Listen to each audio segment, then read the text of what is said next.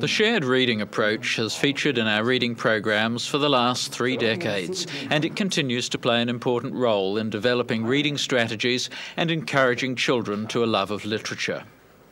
David Turner is a skilled practitioner, but he and Don Holdaway and many other innovative teachers realise the potential for shared reading to extend the warmth and non-threatening nature of the bedtime story into classroom settings. Research in many educational systems has confirmed success in gains and attitudes made by children as a result of frequent shared reading sessions. The technique allows teachers to cater for the needs of all children, from those totally immersed in literature during preschool experiences through to those who have had only limited exposure to books. We'll be able to read it together. Who thinks they know what's happening with those bears in the picture there? Ralph? The big bear has lost his big bear that he sleeps in, the little child, and lost his one. And that's what it says up here too. Where's my teddy? You can read the title page with me.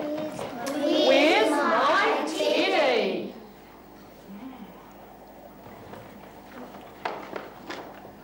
It'd be very nice if you lost your teddy, would it? No.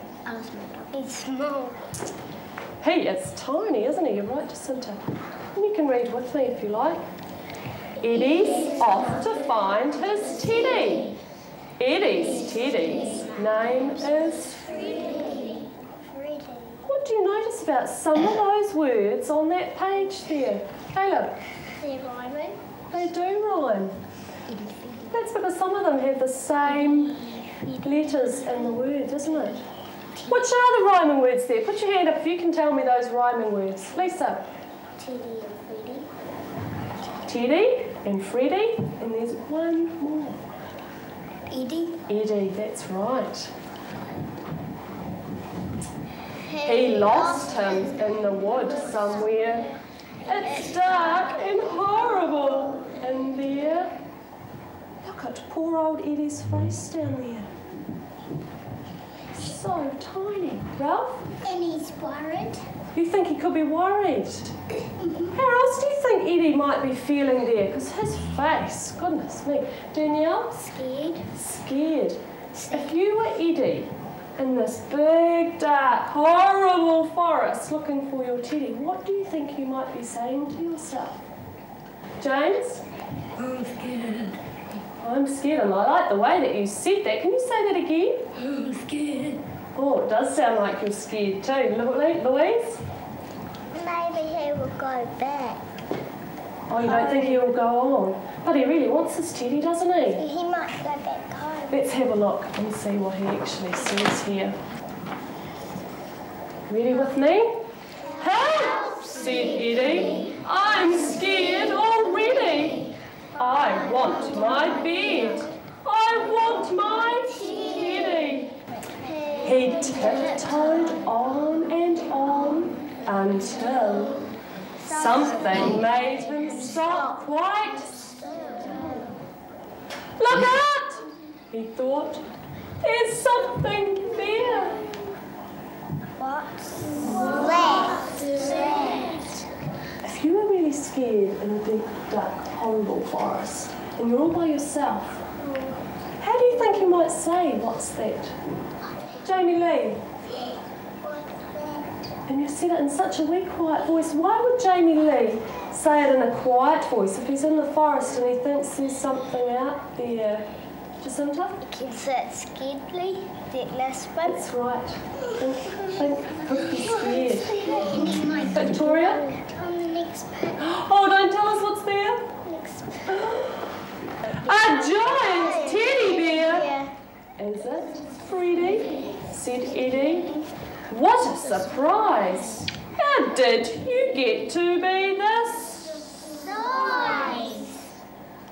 Do you think that teddy bear could be Eddie's teddy? James? No, it isn't bears. It's the big. It looks awfully big, doesn't it? And he's the smallest. That's right. I can see one word on this page that is written differently from those others. Put your hand up if you can see which word I might be looking at. Jasmine. Did. Why have they done that? Why didn't they just write it like all the other ones? Jasmine? To make it sound interesting. So let's have a go. How did you get to be this size? Well, if poor old Eddie does think that that's his teddy, he would be very wondering why he would be so big, wouldn't he? What's Eddie trying to do here? Jamie Lee? He is trying to huddle and cuddle the teddy. Help me read it. You're too big to huddle and cuddle, he said. And I'll never fit both of us into my bed. Children are invited to explore concepts, predict outcomes, and participate in the reading. The attention is always on gaining meaning, and different aspects of the print are discussed in context, including features of words and letters and particular language structures such as rhyme and alliteration. Justine Kluwer, in her Year 2 and 3 class, uses this approach in her daily reading program.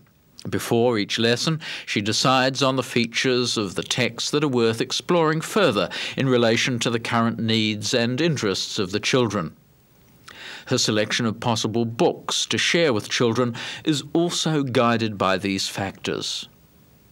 On this page here, I can see one word that can be made into 2 words. Put your hand up if you can see the word that I might be looking at. Danielle, do you know which one it might be?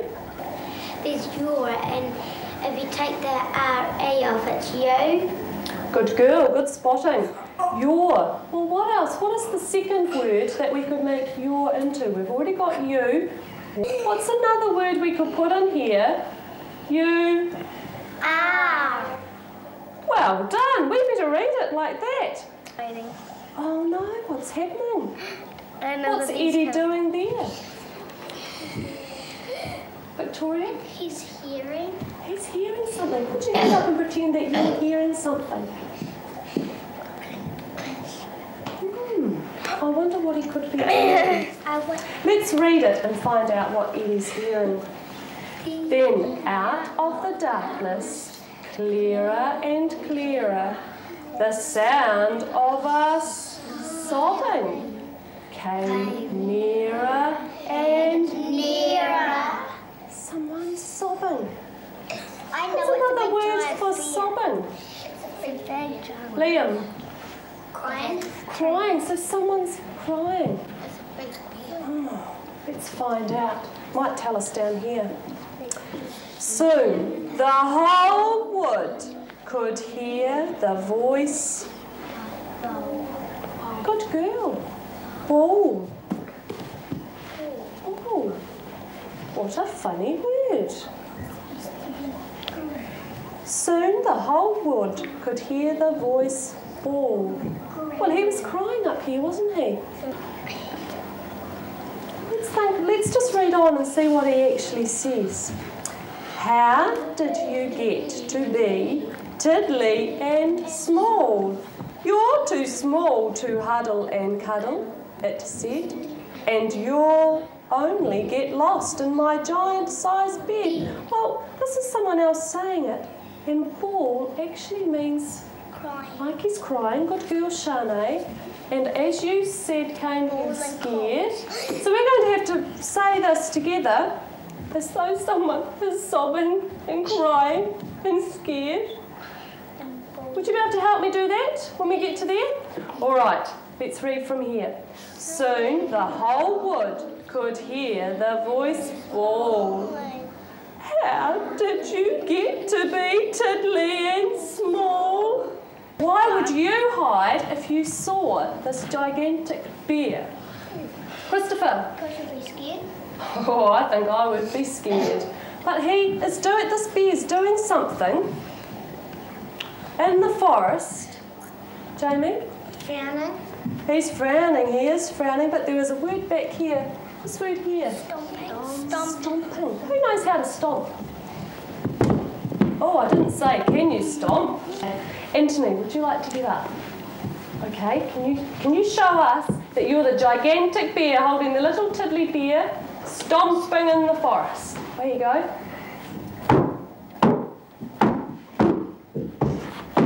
Oh, well done. Good boy. Put your hand up if you think that looks like a stomping bear. I certainly do too. Thank you. Thanks, Anthony. Wow, we've got this gigantic bear and he's stomped towards Teddy and Eddie. My Ted! Gasped the bear. A bear! Screamed Eddie.